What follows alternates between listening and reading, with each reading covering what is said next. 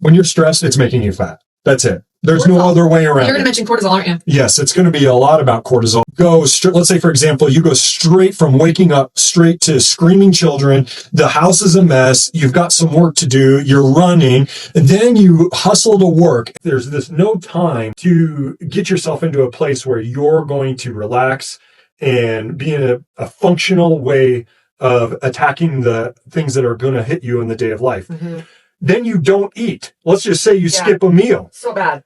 Even worse. Now the cortisol levels are going to be through the roof because you're totally stressed out and you haven't fed yourself. So the best way to look at cortisol is if you think of a human cell, I'm just going to have a circle. And I always like to look at a human cell like a Lego factory. And there's some assembly lines going on. Everything's getting fed, pieced together as nutrients come in. They go on this assembly line. There's little robots, enzymes, putting things on the assembly line. They're getting fed into the turbine, which would be like your mitochondria. It's starting to churn out a ton of energy. Yeah.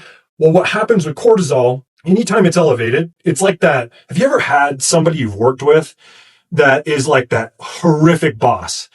They disappear all day or they disappear for times and then they jump into the situation and then they start micromanaging everything. Everything's a huge deal and everything needs to be done this very second. They're not relying on process to get the results they're achieving. They're relying on urgency and anger and survival, right? This happens in our household every once in a while. I'm not going to lie, right? It will be humming along, house is getting clean, kids are getting ready for school. And then one of the parents comes down and they come in midway and there's 5 minutes till we have to leave. And then we've got to scream to get the results we want. And that's what cortisol is within the cell.